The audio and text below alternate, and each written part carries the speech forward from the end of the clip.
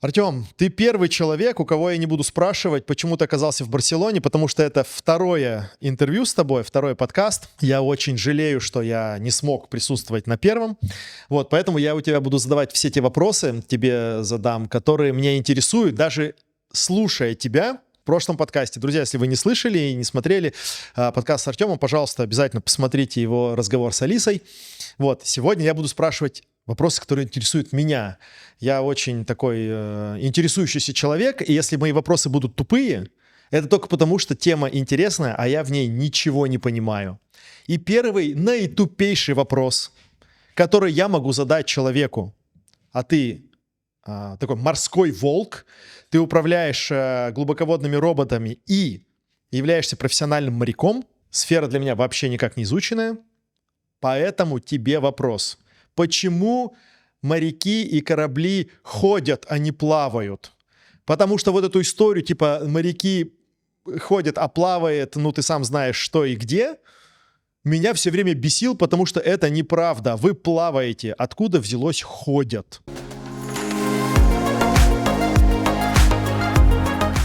Привет, друзья! Сегодня у меня на подкасте самый странствующий гость, который был у нас вообще в эфире. Артем Гозин, специалист по глубоководным роботам. Он уже был у нас на подкасте, и сегодня мы продолжаем разговор про эту непростую профессию. Будем говорить о морской романтике. А наш партнер — кафе Street Fries Kitchen.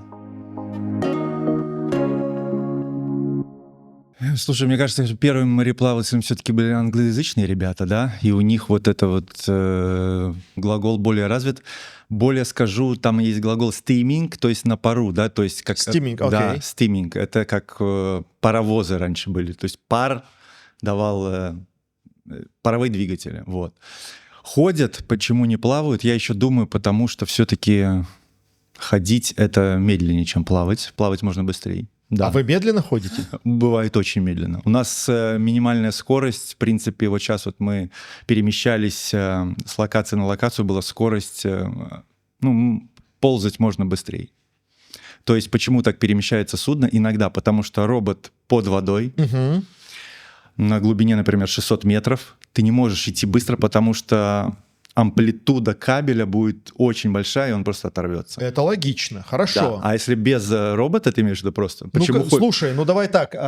Я знаю, что ты учился в мореходке. Я сам из Перми, у нас огромное Пермское речное училище. И я с ними как-то работал, с их командой. И я, как нормальный человек, я что-то там с курсантом сказал про плавать. И тут же получил вот этот шквал. Я такой, да вы по каме, что вы делаете на речном транспорте? Куда вы ходите? Никто мне не объяснил, но были очень тверды в том, что мы все равно ходим. Поэтому я такой думаю, если не ты мне сейчас расскажешь, то все, остался капитан какой-нибудь. Капитан корабля. Но я думаю еще, даже моряки, у них есть такие словечки, они отличающиеся от береговых. Например, гальюн. Понятно. Например. Тут и поэтому, нет. наверное, кто-то с береговых начал: вы плаваете. Ну какой мы плаваем? Мы ходим, чтобы быть немножко по другую сторону баррикад. Все понятно. Это, знаешь, один из элементов религии — это свой язык. Вообще, с точки зрения философии религии, если у тебя есть свой язык, ты можешь считаться религией. То есть у вас вот такая есть своя, некая своя философия. Потолок, подволок. Какой у нас потолок? У нас подволок. Стена. Какая стена? У нас переборка. Все хорошо. Я просто знаю, что очень много терминов, я говорю, я в теме не сильно, но плюс-минус. Оно пошло как раз из голландского языка, потому что они были основные мореплаватели. Там также есть и испанский, понятный, португальский и все остальное. То есть кто главенствовал в море, тот и, соответственно, моду на название устанавливал. Вот. Все мое знание, и сегодня мы про это поговорим, я люблю вообще больше такую, знаешь, философско-психологические разговоры. Все мое знание о море — это приключенческая литература. Я вырос на всем этом, да, то есть я знал, чем отличается там Бизань от Грота и всего остального. Понятно, что сейчас это уже абсолютно не нужная информация. Вот. И на каких-то фильмах, да, вы вот буквально с Алисой чуть-чуть разговаривали про Жака-Ивы Кусто, а я человек, который подводную Одиссею команды Кусто смотрел просто каждый выпуск вот так вот. И для меня было странно, как люди вообще могут выбрать жить в море. Понятно, когда ты матрос в 18 веке, вопросов нет к тебе. Ты должен как-то зарабатывать, вы должны как-то плыть. На морской торговле много можно заработать. Как вот сейчас в сознании люди идут в море? Зачем? Такие зарплаты высокие? Или все-таки это то, на чем я вырос? Жажда дальних странствий и путешествия? Мне кажется, сейчас люди более прагматичные все-таки стали, они смотрят на деньги. Это в первую очередь можно заработать. Во-вторых, семьи. Естественно, отец, дедушка.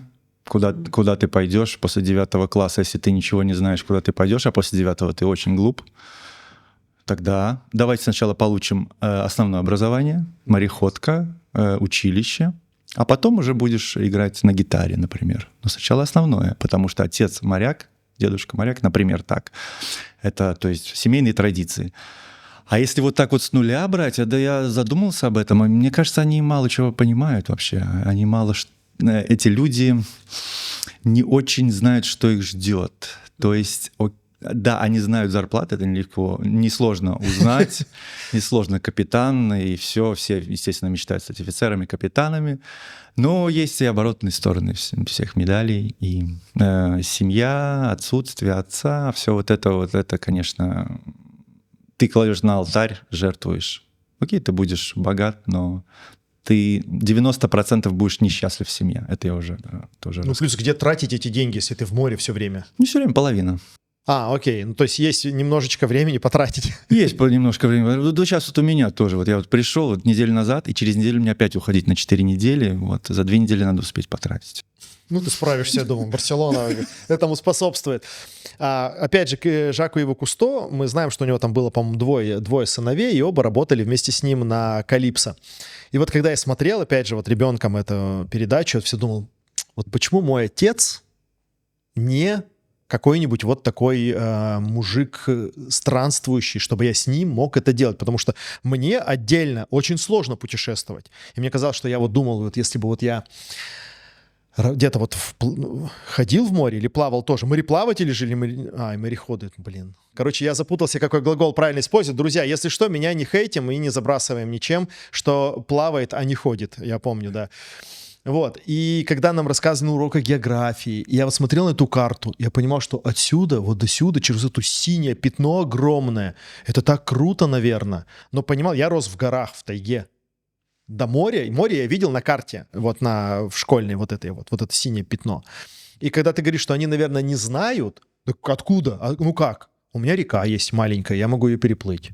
И у меня даже не было бы в голове мысли, что как-то можно пойти учиться на капитана, потому что это люди с другой планеты, этого не существует.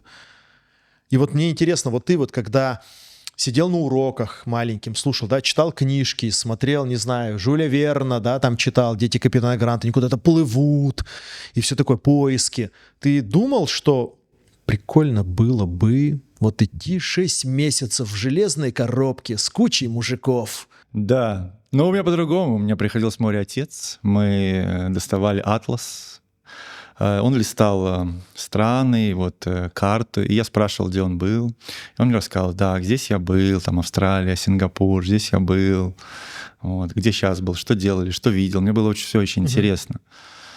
Вот. Да и на судах я с 5 лет. Я в 5 лет встал на огромный сухогруз и уже видел, как отшвартовываются, швартуются, потому что отец часто заходил в Вентспилс, наш портовой город в Латвии, и мы к нему приезжали из Риги в гости, и иногда переходили в Вентспилс-Рига, суточный переход, и вот я там смотрел, помню, 5-7 лет мне это было, уже там швартовка, отшвартовка, эти канаты, эти концы, мы их называем концы, вот, и мне это, конечно, все захватывало. Ну и родители немножко, они же пушат свое, да, то есть они ведут ребенка туда, где известно им.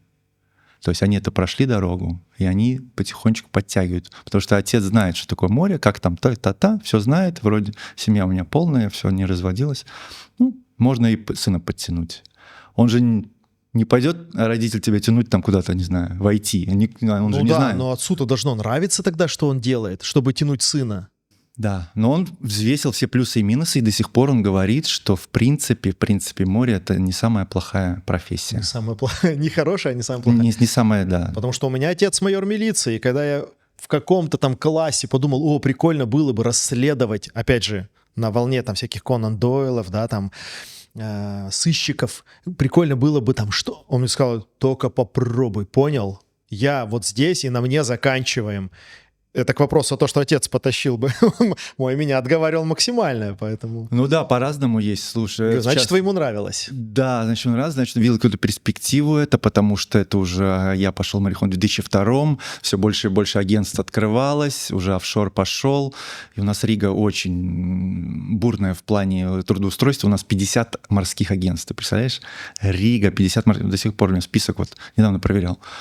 То есть куча, очень много моряков, и да, он увидел. А некоторые, да, наоборот, вот футболисты часто интервью дают. Ни в коем случае футбол, ни в коем случае хоккей, там грязь, тяжело, можно не выбиться и загубить себя. То есть, у меня как-то так вот сложилось. Но я не был против. Ну, ты не рос на вот этой романтике телевизионно-книжной, потому что у тебя был отец, на котором можно было расти, на его рассказах. Хотя я понимаю, если бы мне мой отец рассказывал, что вот он вот и в «Атлас» показывал, для меня это точки, опять же, какие-то, я же не понимаю, насколько большой этот мир. Я вот живу, я знаю, где вот как на гору залезть, да, там, как костер развести под дождем. Вот у меня такие как-то практические навыки.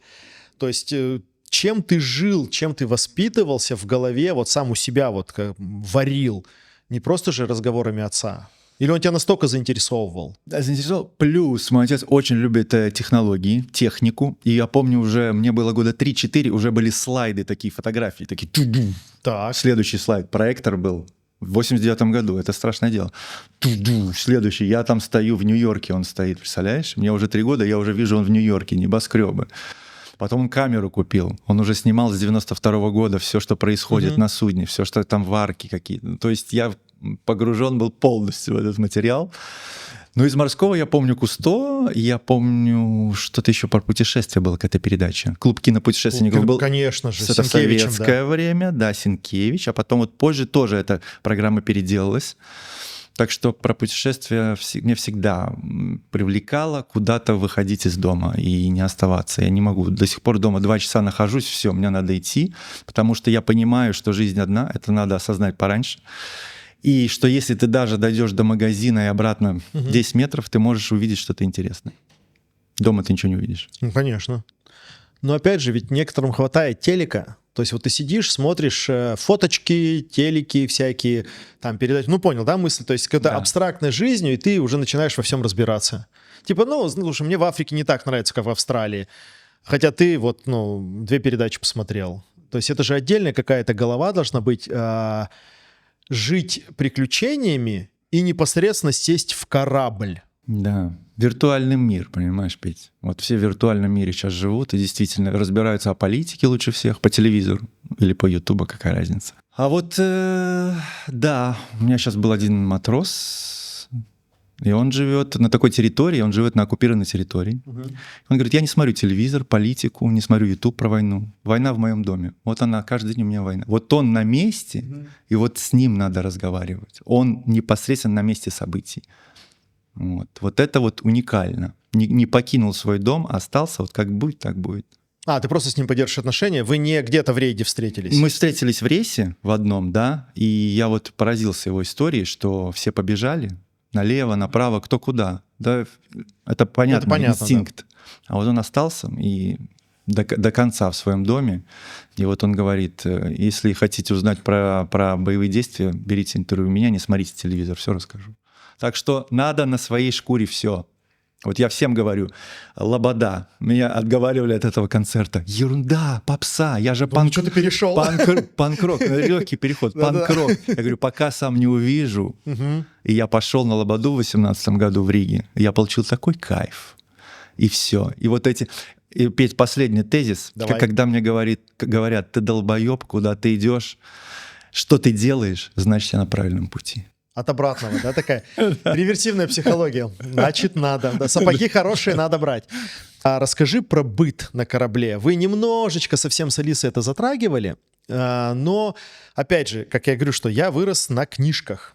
Когда от лица Юнги он куда-то лезет по канатам, там туда-сюда, они все время драют палубу. Чем занимаются люди? Ну, то есть ты идешь в рейс 3 месяца. Да без разницы, 2 недели. Ну, ты же утром просыпаешься, и вечером ложишься. Если, например, у тебя там не научная работа какая-то, что делают люди вот на этой железной коробке огромной день? Вот расскажи там вкратце распорядок дня и, ну, такой среднестатистический, можешь свой, и про вообще вот быт какой-то, насколько он отличается от того, что здесь. Я понимаю, что сейчас все-таки, ладно, не фешенебельные, хотел сказать, лайнеры, там уже как города сами по себе, там с магазинами и казино и всем остальным, а вот именно какое-то вот там исследовательские судно или, ну, что угодно. Как вот быт выглядит в ваших местах с другими названиями от береговых? И как выглядит распорядок дня? Там, во сколько подъем, во сколько отбой, что делать можно? Да, расскажу про свое судно. Офшорное судно, 70 метров сейчас было. Быт, у меня была вахта 12-12, то есть 12 дня начинается, 12 ночи заканчивается, 12 часов работа. Ты просыпаешься где-то в 9:30, потом выхожу всегда солнце посмотреть, погоду, понять, что делают мои, еще глазком гляну, что делают мои сменщики, как у них, они же ночью тоже работают, как у них там робот, что происходит, там, может, пару слов, там, проблемы, не проблемы. Потом спортивный зал всегда, 30 минут я занимаюсь, физкультура, разогреться, записываю какой-то рилс-ролик, что-то я делаю в интернете. Завтрак, он же обед, то есть для всех это обед в 12. Ты у только меня проснулся. Да, у меня это завтрак по моей вахте, я ем. И потом 12 часов работаем, ужин в 6 вечера и финальный ужин в 12 ночи перед сном. Вот. А работа может быть по-разному. Если мы в воде, мы летаем со вторым пилотом, меняемся по часику, летаем. Если это maintenance, мы ремонтируем робота. Он стоит тогда на судне, там все. Бывает плохая погода вообще. Сейчас было где-то из 6 недель 7 дней мы вообще ничего не делали. Мы смотрели фильмы и не выходили даже на палубу. Очень сильно задувало. Вот, сидим, все прекрасно, телевизор, интернет, все хорошо. Это вот это операторы так живут. А что вот обычный живот? Да. Есть обычный среднестатистический моряк. Матрос. Матрос, извини, который вот в квадратной штучке с шапочкой, с бомбошкой. Вот это вот. Ну, у меня вот такой есть стереотипный парень. Да, но у него тоже 12-12 у них, но у них с 6 утра до 6 вечера.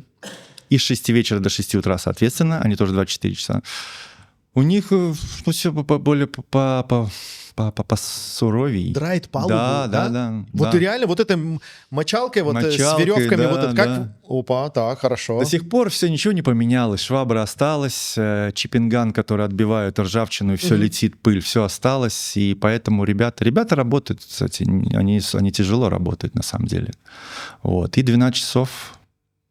Вот. Смотря какая, может и полегче где-то достаться, но может и посложнее. То есть 12 часов ты в работе, у тебя голова занята работой, ты не думаешь ни о чем. Вот. Есть кофе-таймы в 3-9, 30 минут. Можно попить кофе, там все в интернет, и все остальное вперед. Ну хорошо, вот ты отдраил палубу, отбил ржавчину, что там еще делать? Красить. Очень много можно чего красить. Как говорил наш боцман Иван, 2011 год. Можно что-то покрасить. Он говорит: Артем, запомни, мы красим, чтобы было красиво, а для того, чтобы было красиво, надо красить. Вот. И вот этот круг закольцевался.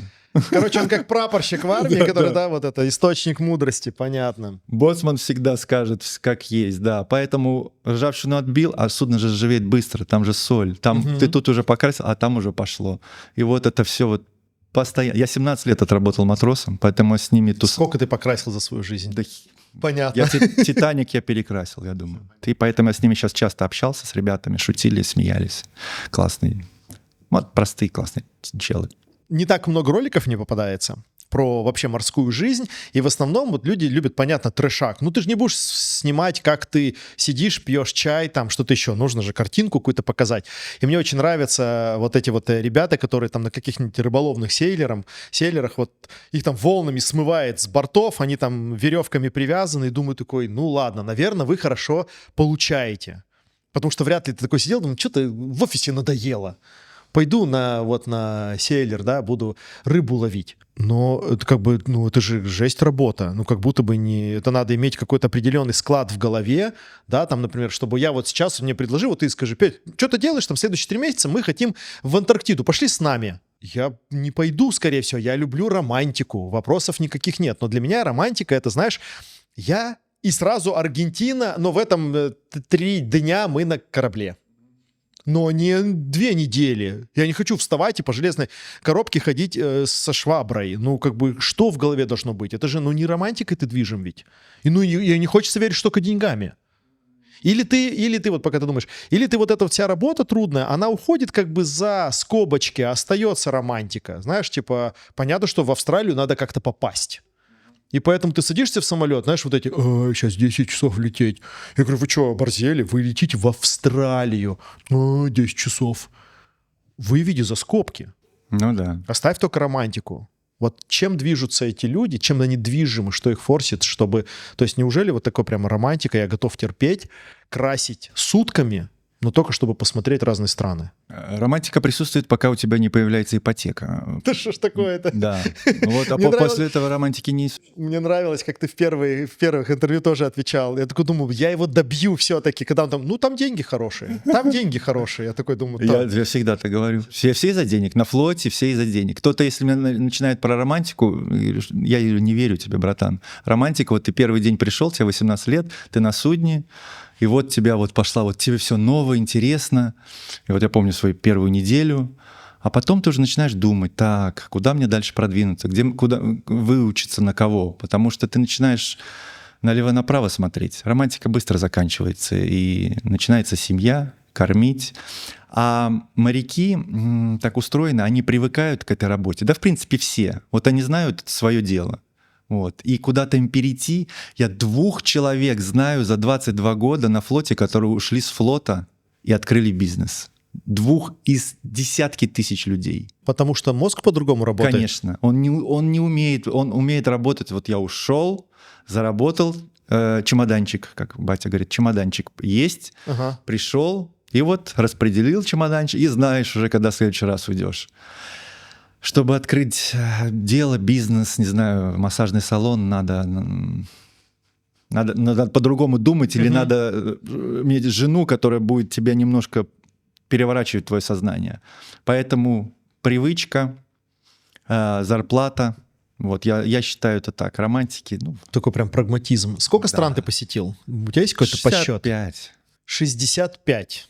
Ну, как бы в моей голове это не укладывается. То есть по мне, вот я опять же, так как я не был на воде, для меня это что? Это ты, значит, тоже в шапочке с бомбоном куда-то плыл на парусах, и тебя встречают люди почему-то во всех этих 65 странах, почему-то все одеты в свою национальную одежду. Ну, логично, да? Я вот на таких фильмах вырос. И, может быть, поэтому у меня в голове люди, которые вот работают на таких работах, они капец как много всего нового видят.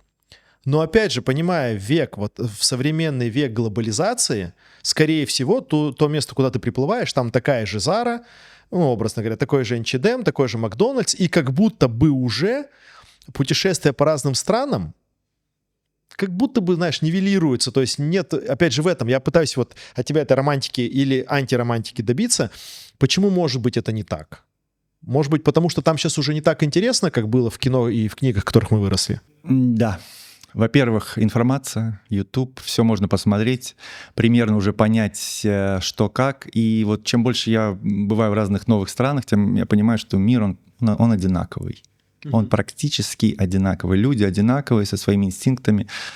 Все одно и то же. Вот я был недавно в Конго, в Африке. Ну, стремятся. Тоже есть какие-то магазинчики, тоже все хотят жить хорошо.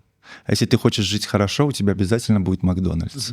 Вот это значит, ты живешь офигенно. И вот они в Конго мечтали о Макдональдсе, и, по-моему, он скоро открывается. Это будет национальный праздник. Поэтому, друзья, если вы хотели ехать в Макдональдс, в принципе, можете сходить в ближайший... ехать в Конго, сходите в ближайший Макдональдс, и все, да? Да. Поэтому, да, в принципе, да, мир... уже много, да, где побывал, и уже понимаю, там, если попаду в Латинскую Америку, уже понимаю, чего там ожидать. Там очень опасно, кстати, самый опасный регион. Азия тоже, и все примерно одинаково.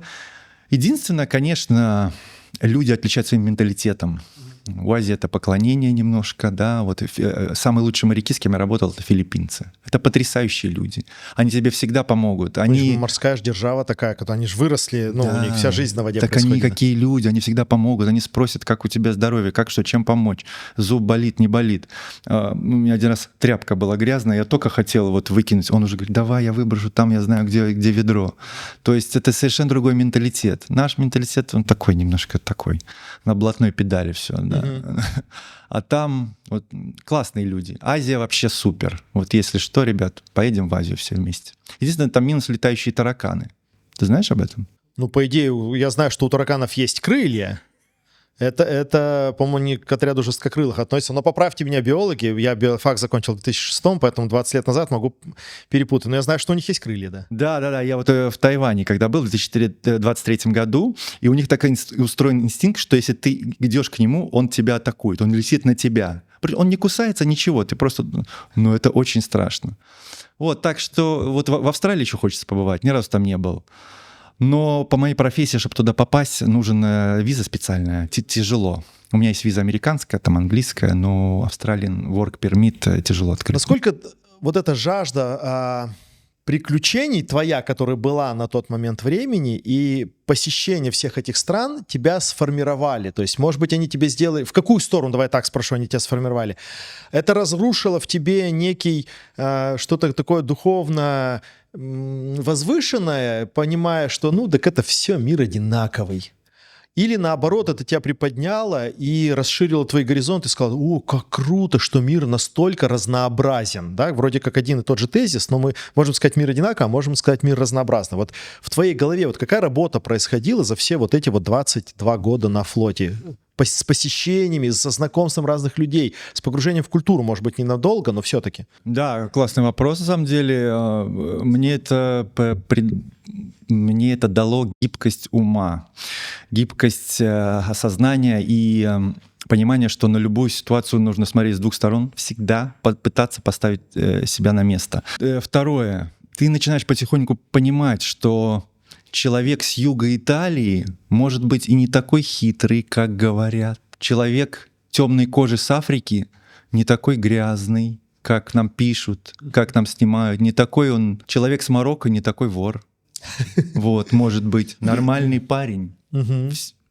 Все, во всех нациях люди по процентуажу одинаковые. Я хотел тебя спросить, насколько вот национальная гордость, и вообще такое понятие, как национальность, она стирается и остается просто характеристикой человека, там, наш хороший, плохой.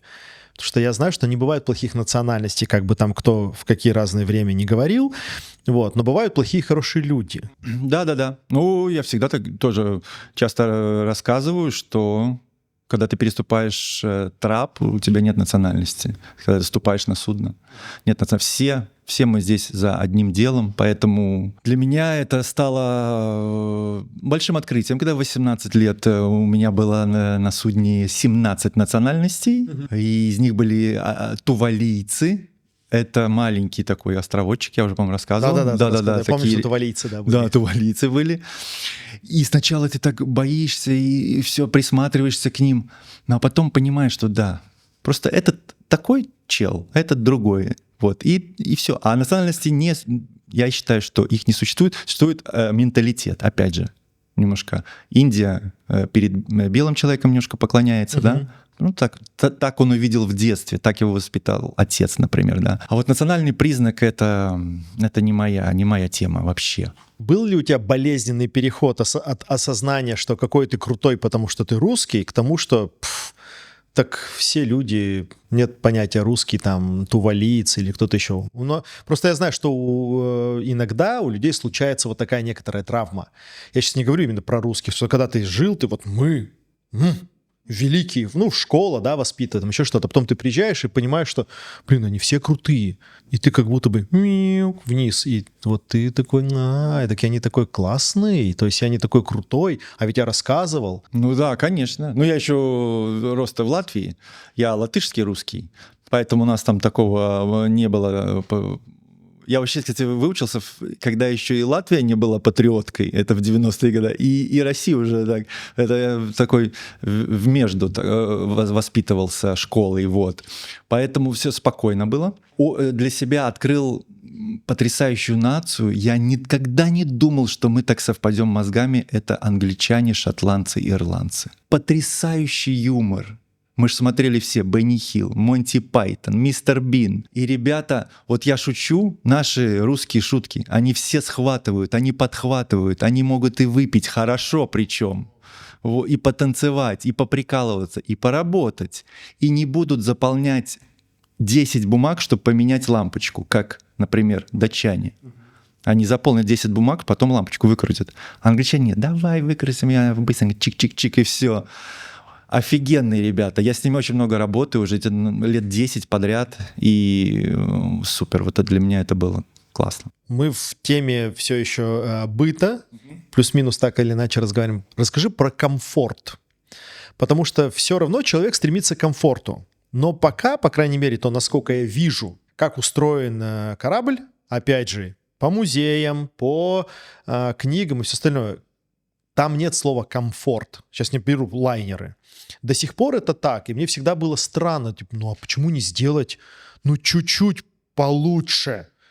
Я понимаю, там вот недавно я был в подлодке, и вот посмотрел, как спят. То есть там, например, ты заходишь в рубку, и в отсек вот подлодки, и там написано, что здесь там 12 человек, экипаж вот этого отсека. И ты такой... Я один здесь не могу стоять нормально. Где тут 12 человек? И я понимаю, что тут, окей, это не про комфорт. Но в кораблях я был на исследовательском судне, и там тоже никакого комфорта нет. Сейчас лучше, потому что это к чему, опять же, к быту. Как бы я не хочу, я хочу в комфорте работать. Ну, как бы нафига я пойду вот туда, вот висеть в гамаке вот в этом, что ли, болтаться? Или там, где капитан вот в такой, этой спит маленькой кроватке, как бы, это капитан. Я такой, ну зачем мне это надо? Да, все зависит от того, где судно построено. И сколько в него вложили денег. Опять деньги. Если построено, например, норвегами, они для себя строят потрясающие суда. Я вот, кстати, недавно был в январе на норвежском судне. Офшорская, огромный кабелеукладчик, 150 метров. Есть сауна, джим, есть солярий загорать, есть бильярд, все. Есть все. Они строят для себя. Вот, они не жалеют денег. Я был на российских судах. Я понял ответ на твой вопрос. Вот. А если построены там китайцы, компания хочет сэкономить, естественно. Может, даже новенькая компания, да, подешевле что-то купить, чтобы начать работать. Там максимум джим всегда, то есть спортзал всегда будет, а уже остальное навряд ли. Самый бонус, я был вот на платформе нефтяной. Летом, вот там вот это все было. Строили Денмарк, датчане. Да. И там вот был вот этот солярий, баня, 2 джима огромных, бильярд. Но они там живут, это понятно. Да. Они И там живут даже на платформе. было поле теннис, большой теннис они себе сделали из одного помещения. Это потрясающе. Потому что хорошо, они же не качаются, они стоят на ногах. Да, конечно. Поэтому там и теннис, и бильярд, и кинотеатр был. Кинотеатр, там сиденьями так откидываешься, огромный экран. Вот это вот платформа. Что было самое крутое в твоей каюте, где ты жил? Вас сколько, 1-2 живут в каюте? Вряд ли вы сейчас такие прямо этими большими... Нет. Чаще мы живем вдвоем, но он работает ночью. Ну понятно. Да, меняемся. Чаще так. Но бывает, я и один живу. Вообще одна кровать может стоять, поэтому... Да, бывает, это одна кровать, да, стоит одна кровать, это классно. Но не всегда получается. Так, не знаю, это же телек с плагином интернета, Starlink, ты можешь на телевизоре все щелкать, смотреть, Netflix, YouTube и так далее. Это круто.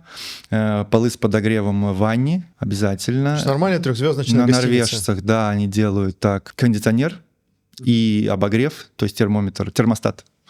Вот, кровать, и девчонки убирали нашу каюту через хорошо, день. Что ты продолжил. И девчонки, думал, ничего себе. Точка. У норвежцев встроены девчонки в каюту. Мы это обрежем, девчонки. Вот, они меняли нам белье и через день. У них стандарт через день полная уборка кают, белье, новые полотенца. Это было, конечно, круто. Ну, везде по-разному, но раз в неделю убирается точно стюардессы в основном. Вы зацепляли уже в первом подкасте немножко про то, что раньше женщины были к несчастью на корабле, да, сейчас этого всего нет. Расскажи, что есть сейчас из всяких поверий, суеверий, примет, вот, ну, все равно, то есть это же, или уже этого всего нет, потому что раньше это было все, что опасно, все окружено ареалом какой-то вот таинственности, магии какой-то, да, мистификации, мификации. Что сейчас делают? Что есть такого, что вот ты прямо такой, о, прикольно, это есть только на море. Ну, там, экватор пересек, тебе ухо прокололи. Там, как раньше, там, или что есть? Женщины уже можно, все понятно, убирают Да, женщины каюты. можно без проблем. Что еще делают? Не бриться надо в рейсе, белье не менять нижнее. Не знаю, что есть из широкого. Не то, что это твоя дурь какая-то, а вообще там что-то не говорить слово какое-то может. Не свистеть. На корабле нельзя свистеть. Нет, это чисто наша восточноевропейская русская тема. Когда мы свистим, будет шторм. Ну, кто-то так сказал. А англичане этого наоборот. У них наоборот. У них свист — это к счастью. Прилетит птичка, принесет известие. Я говорю, ребята, мы же рядом, а мы так по-другому смотрим, понимаешь? На одном корабле кто-то хочет свистеть, а второй нельзя. А второй нельзя. Вот конфликт. К этому тоже придем. Хорошо, свистеть нельзя, либо можно. Зависит от того, под каким флагом идет. Да, кто рядом с тобой. Вот еще интересно, я увидел у капитана-шотландца, когда надо сделать 360 циркуляцию, разворот судна, бывает такое, 360, только через левый борт. Он всегда пойдет через левый борт, он говорит, это примета, это все я рыбак, у меня улов. Он уже не на рыбацком, но все равно через левый борт. Это очень интересно было. Экватор до сих пор я слышу от моряков, которые начинают на наших судах с советскими ребятами. Так, там советские ребята. Там чистилище проходит через масляные бочки. Боцман переодевается там в пугало. Ему там целый спектакль. Они готовятся за неделю. И кадетов, или матросов, которые первый раз проходят через экватор. Посвящение типа а-ля, да? Посвящение. У меня этого не было, потому что у меня были тувалийцы на борту. Для них это дикость. Они и так всегда в этом чистилище. Вот, у меня этого не было. Но у меня были офицеры русские, они намекали, Артем, может, давай что-то сделаем, но тувалийский боцман сказал, не надо.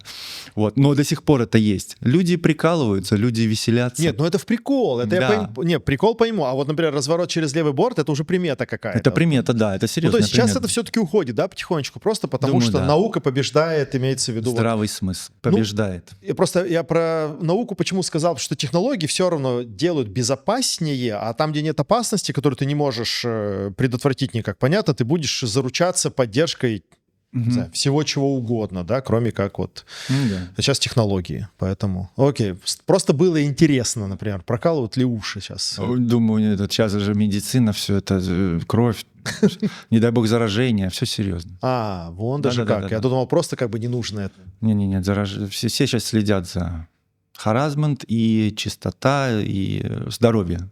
Потому что не на каждом судне есть доктор. Сейчас у меня был доктор. Подожди, не на каждом? Почему? Как так-то? Обычно же раньше это, по крайней мере, совмещал. Как же бортовой врач? А сейчас это на больших судах, на Worldwide старший помощник выполняет роль доктора. Ну, какой он доктор? Ну, старший понятно, помощник капитана. Он парацетамол и буметин, 2 слова знает. А сейчас у нас был на судне настоящий доктор, медик с Англии, и у него был свой кабинет. И вот если что, к нему подходишь, любые лекарства, разговор. У нас там было и глаза у кого-то там покраснели, чего-то, не знаю. И вот все. Но стараются меньше подходить, потому что это потом вот такая стопка бумаг, репорт, все. Поэтому доктор — это самая блатная профессия, он ничего не делает. Просто раньше, я знаю, это было обязательно, когда в судах, ну там, наверное, просто потому что дольше и больше перерывов между заходами в порты, поэтому нужен кто-то, кто тебя может спасти. Сейчас, наверное, вы часто, да, там или недалеко? Часто порты раз, и каждый берет какой-то свой набор минимальных медикаментов, которые разрешают. Доступность, и все, и доктор уже не нужен. Психология, как решаются конфликты? Я все ждал, будете вы об этом разговаривать в прошлом подкасте, и вы не затронули эту тему. Опять же, куча мужиков. Ну, понятно, что там уже женщины есть, потому что все равно, когда разнополый контингент, все равно там все там полегче, посвободнее, потому что это как дома, типа, да. А вот, ну, я знаю, что армия этим отличается, там отдельная психология всегда. Завод, да, когда там 10 мужиков в этих в сальных рукавицах. Как решаются конфликты? Вообще отдельно ли, есть ли какая-то отдельная коммуникация на корабле? То есть когда ты на корабле, ты как будто бы другой человек. То есть ты дома можешь быть вот таким, а на корабле ты себе позволить такого не можешь. Прямо, знаешь, как вот ты переходишь и переодеваешься, теперь ты оператор роботов, а не Артем, который там может и собаку пнуть, например. Тут у тебя отдельная этика или там этикет какой-то, что-то еще. Итак, психология, как вот решаются конфликты между таким большим количеством людей в замкнутом помещении. Уйти нельзя, дверью хлопнуть. Да-да-да, вот именно. Поэтому я прощупываю всегда человека. Я очень люблю пошутить. Я очень люблю. И вот тут надо грань, не перейти. Я всегда узнаю, как вот это самое, там вот Хорвату сказал, да, сейчас был хороший случай. У нас борщ был по воскресеньям. Так. Ну, передо мной хорват, мой сменщик. Я ему говорю, ну иди попробуй борщ. Ты знаешь, что такое борщ или нет? Он говорит, I don't know, я не знаю. Я говорю, как ты борщ не знаешь? Ты старый коммунист, как ты борщ не знаешь? Так. Я очень дал жару. Он говорит, я никогда не могу. Все, я заступил. Я чуть-чуть заступил. Но ничего. Следующее утро он пришел и говорит, все в порядке, все нормально, борщ отлично. Вот. Ну, такое. Но надо внимательно, потому что, мне кажется, что на судне всегда чувствительность повышается. Угу. Потому что ты не на берегу, у тебя нет подручных средств, у тебя чувствительность психики, она немножко восприимчивей. Я всегда так судил и так думаю, потому что любое какое-то известие с берега о неблагоприятности, например, в семье, ты накручиваешь, что это конец. Ну, понятно, Потому что это далеко, ты не можешь приехать и так далее. И психика, она подвижна в море, поэтому надо внимательно знать, с кем шутить, как шутить, национальный случай избегать, конечно. Вот. А потом уже, вот спустя 2-3 недельки, это уже ребят узнал. Понятно, притерлись, да, уже все? Да, притерлись. У меня пару моментов было за 22 года, когда люди не разговаривали с друг другом подолгу, когда вообще несовместимость была. Это, конечно, тяжело наблюдать. Ну, это хотя бы еще так. Я-то думал, как бы, драки, там что-то где-то не поделили, там по-другому посмотрели на... Стюардесшу. Кстати, например, это не очень поделили часто. женщину. Ну, это там. очень часто бывает женщины, да, где алкоголь присутствует. Я помню, на паромах работал, там женщин было много, алкоголя было много, и там, конечно... Капитан решает эти проблемы? Ну, или там все старпом? капитан. Да? Капитан отвечает за все вообще. У него 24/7 он работает. Тяжелейшая профессия. Вот, и он решает эти проблемы. Кого-то можно списать даже домой, если не совместим, если не могут. Угу. Или решайте сейчас, или что, надо что-то делать. Или следующий рейс не вызвать его. Ну, понятно. Это уже надо тонкий момент. Был такой тоже вопрос, я думал задать, не задать, но я задам, раз мы немножечко коснулись эту тему. Как ты вообще ищешь эту работу? То есть, наверное, вас очень мало, и все друг друга знают. Либо есть какая-то биржа, куда выкладывают вакансии и резюме, или просто тебе хватает... шлейфа твоего опыта и твоих заслуг, чтобы стать... Без разницы, заметь, мы не говорим отдельно про море и отдельно про роботов, потому что я понимаю, что это плюс-минус, там просто специфика. А мне вот интересно, вот как это вообще работает вся индустрия. Поэтому как ты получаешь работу? То есть откуда, кто тебе присылает? Кадровое агентство? Ну, LinkedIn. Приглашение? Сейчас LinkedIn. Серьезно? Как и у всех, да? Все в LinkedIn уже давно, лет, не знаю, 7-8, все там. Раньше были список агентств, я выписывал через Google и звонил им. Сначала email, CV отошлешь в это агентство, а потом сразу звонок, чтобы они не забыли, кто ты. Вот я такой-то, такой-то, я прислал им CV, посмотрите, пожалуйста. А у кадровиков память феноменальная на фамилии, имена. Поэтому, кстати, лайфхак. Если ты послал CV, и не позвонил, все, оно ушло, он забыл, он не посмотрел. А если ты послал CV и сразу же позвонил и сказал, кто ты такой, он открыл это CV, у тебя гораздо больше шансов. Поэтому LinkedIn, но уже последние, наверное, полгода я уже практически не ищу наработки, связи. Меня знают уже агентства, клиенты и сами супервайзера, с кем я работаю, начальники мои. Они видят, если нормальный чел, хорошо работаешь, работник, они могут перейти в какую-то другую контору и тебя позвать. Место освободилось, он говорит, Артем, хочешь там ко мне в Нигерию прилететь, подработать, например, и все. Вот. Так что здесь у нас в роботах очень много решает знакомства. Вот, я к этому веду, потому что это же очень узкая специфика. Есть разность робота. Вот сейчас мы чуть-чуть поговорим про уже конкретику.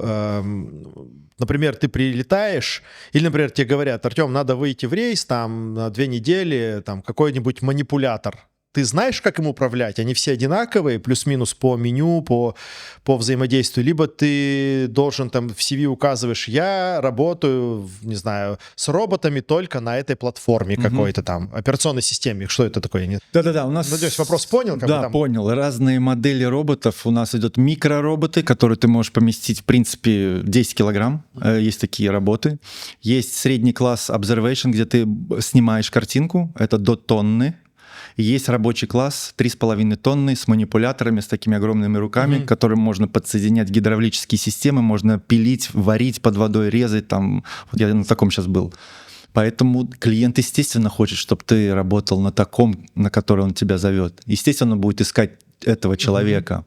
Он не хочет... Человек работал на микро, 10 килограмм робот, и тут 3,5 тонны. Он ничего не понимает, он ничего не знает. Он ноль. Он просто ноль. Где ему повышать квалификацию? Есть школы? Нет. Или ты говоришь, я приеду на первую неделю, я там... Есть счастливый случай, господа, когда ты сидишь дома в расслабленном состоянии, и тебе звонок. Артем, через 3 часа вылет. Вы готовы? Так. А чемодан у меня всегда собран. И у меня полчаса до нашего аэропорта. Я говорю, естественно, готов. И тогда вот у тебя есть шанс. Кто-то в последний момент отказался, кто-то заболел, умер, там, неважно. И вот тогда быстро собираешься, как говорит отец, нам, морякам, собраться, только подпоясаться, и мы уже пошли. И вот тогда у тебя огромный шанс попасть на новый тип роботов. Это называется ASAP. As soon as possible. As soon as possible, да. Да. Вакансии мои любимые, и тогда ты расширяешь. Тут поработал, в CV обязательно указал, ты на этом был, ты это делал, столько часов отлетал, там у нас CV там как у космонавтов. Вот. И потом уже следующий клиент смотрит, ты на этом работал, отлично, иди сюда. То есть ты сможешь переквалифицироваться и вот на его конкретного робота, правильно? Да? У тебя шире просто кругозор уже. Ну нет же такого, что ты приехал такой... Первый раз, да, было. Было? Да, но клиент знает, что ты первый раз на этом роботе, и поэтому рядом стоит уже опытный чел, который тебе все показывает. У тебя, в принципе, есть время адаптационное, да, которое ты можешь потратить. Да, вот тут уже важно схватывать быстро. Вот тут уже важно схватывать быстро. Он расскажет 1 раз, максимум 2, если 3 уже нельзя. 3 уже техника дорогая, ты если что-то напортачишь, это же... Там даже не хочется говорить. Там супервайзер, он весь седой, они все лысые и седые, потому что у них такая ответственность, они получают там на 100 больше всего в день, но я вот на них смотрю, боже мой. Ты не пойдешь в супервайзер, да? Я очень хочу, я пойду. Хочешь стать седым и лысым? Да, я уже практически лысый, остался седым. Сейчас мы знаем, насколько Артем любит деньги. На 100 больше и пофиг. Естественно, повышаешься со временем. Если ты не хочешь стать генералом, ты херовый солдат. То есть это переделка той самой поговорки, да? Да, про плохого солдата. Я такой, я всегда стремлюсь вперед, знания, и все. Поэтому да. Вот я на них смотрю, он за спиной обычно стоит, мы пилотируем там со вторым, и вот он смотрит на монитор, и он полностью тебе доверяет. Миллиметр движения, все, конец может быть. Взлетит пол Египта, потому что мы сейчас проворачивали клапана с газовыми трубами под давлением невероятно. Все, робот проворачивает. Да, потому что я думал, ты в роботе проворачиваешь. Все, да, так, ну... Робот проворачивает, и вот эта труба, соединяющая египетский газ с нами, и вот надо повернуть именно вот так вот. Если у тебя рука дрогнула, ты повернул больше, все, может быть катастрофа глобальная. Ответственность у супервайзера. И на тебе тоже. Ну, и тебе тоже, но конечно. Ты всегда можешь сказать, типа, а с тебя не будут спрашивать, с него спросят. Ну, там, если пол Египта взлетел, кто спросит вообще вопрос? Генеральный к этому...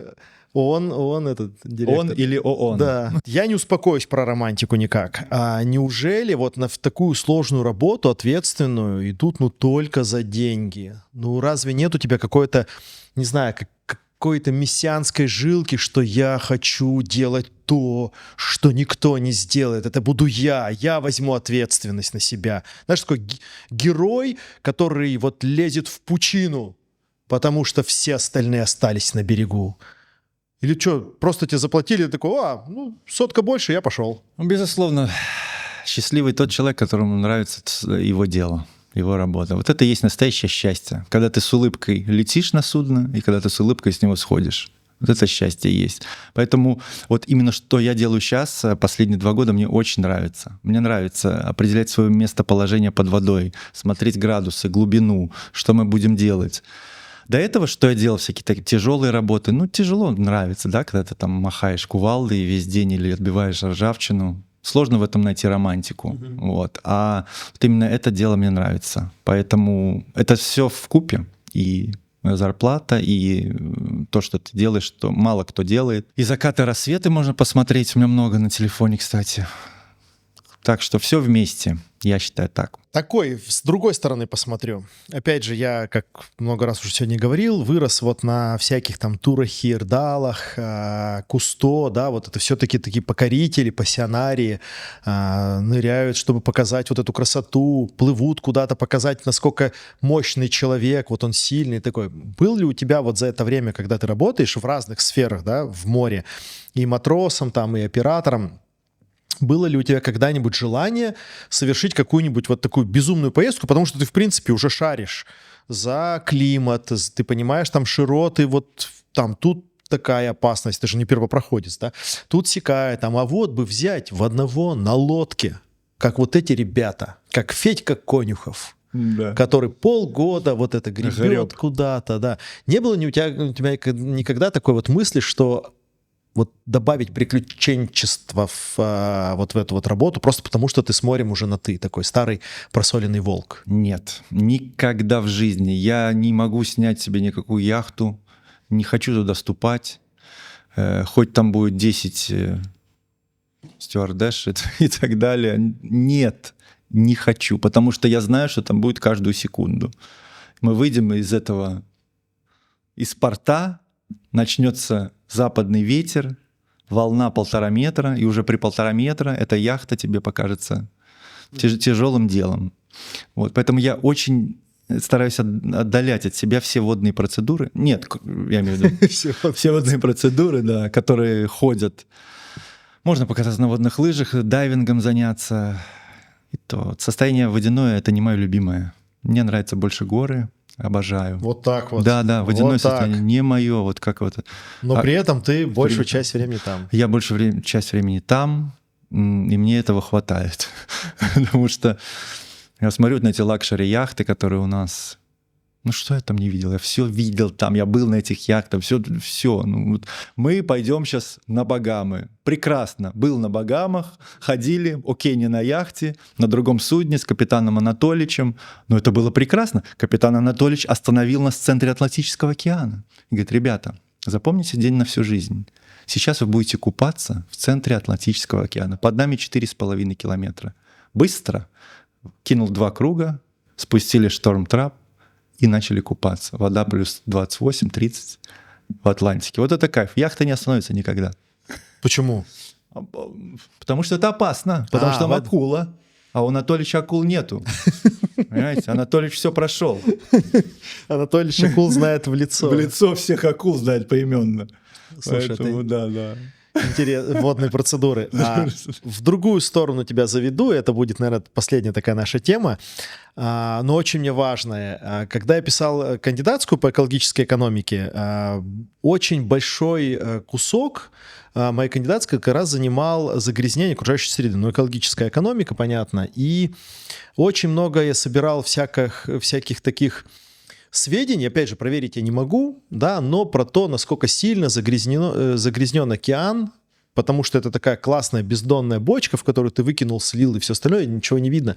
Вот, и там про 5-километровые острова из мусора, которые сбиваются и все остальное. Вот вы чуть-чуть эту тему затрагивали, я хотел ее с тобой немножечко пошире у тебя спросить.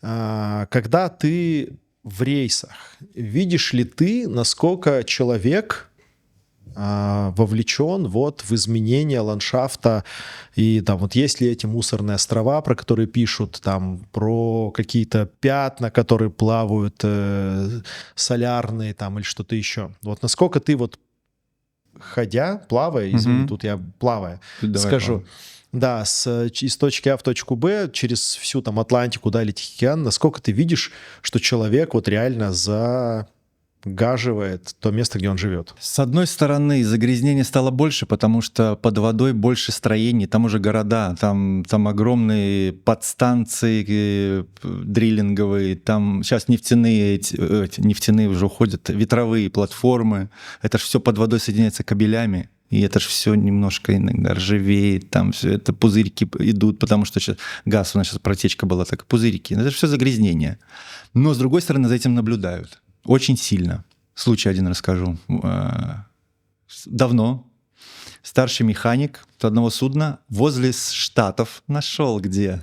Откачал немножко ночью сладж. То есть это смывки туалета, там все вот это, там еще там всякие смывочки, там серьезные. Ну, короче, та вода, которую не хотелось бы смывать. Да, не хотелось бы ночью. Но был филиппинец на борту, который прочел в газете, что если вы доложите о загрязнении, вам дают премию $1 миллион, грин-карту, визу, и будете жить у нас всю жизнь. И все.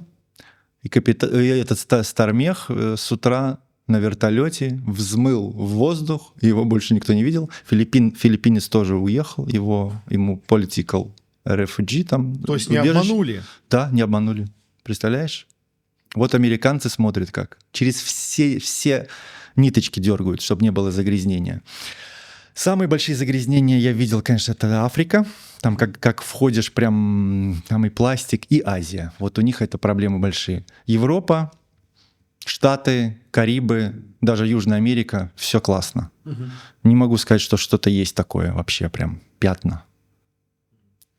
Но, может быть, разливы танкера, мы же знаем. Где-то в Черном море были недавно. Нет, там-то да, там у них конкретно, что худые суда и все вытекало. Просто мне стало вот это интересно, если вот эти дрейфующие, вот этот мусор, про который много снимают, то есть я могу предположить, что да, ну, понятно, в огромном массиве это, может быть, и не так видно, но ты мог столкнуться непосредственно, вот ты там, не знаю, у тебя робот на глубине там 500 метров плывет и запутался в чем-нибудь, что человек когда-то... В сетке, да? Сейчас сеток было много. Рыбацкие сетки возле Египта, они же ловят рыбу, и они накидывают на наши подземные строения. И вот сейчас у нас было первые 2 недели, мы резали, тянули сетку рыбацкую, убирали с подводной станции дриллинговой, где клапана крутить, вот это.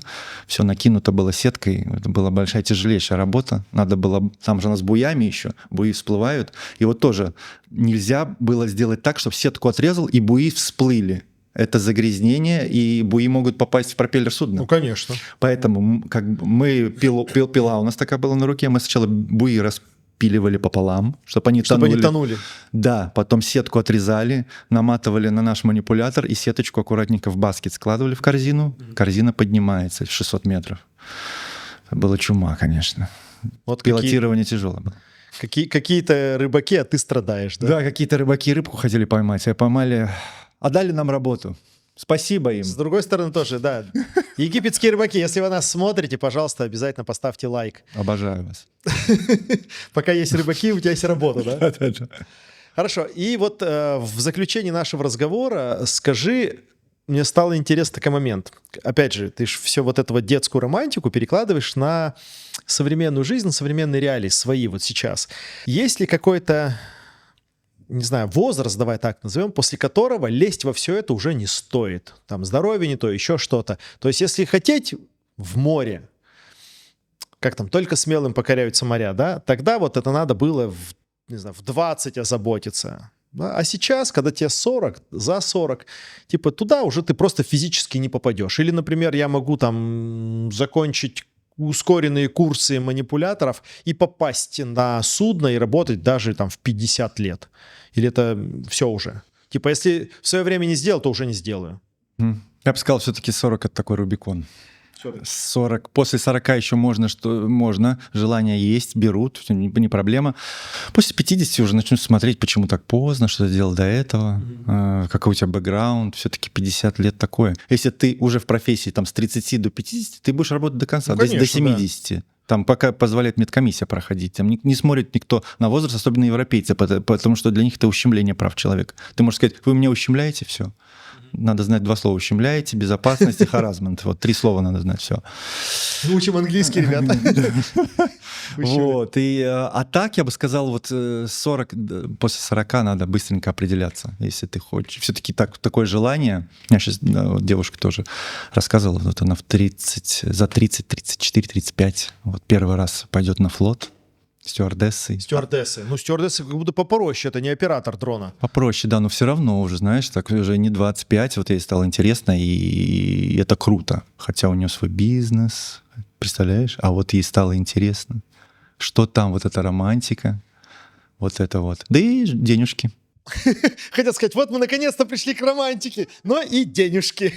Человек собственный бизнес закрывает, идет за денежку зарабатывать в море.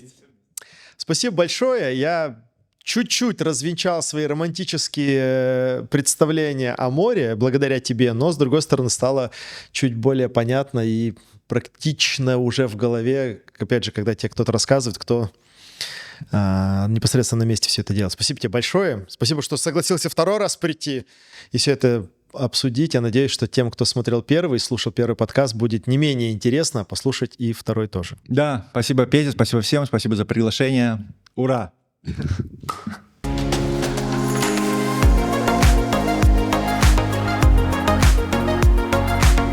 Друзья, спасибо, что досмотрели, дослушали этот подкаст до конца. Обязательно пишите в комментариях, что вам было бы еще интересно. Если надо, мы в 3-й раз пригласим Артема к нам в гости. Обязательно нажмите все кнопки, которые предусмотрел для нас YouTube и Spotify. И увидимся на следующих подкастах. Пока!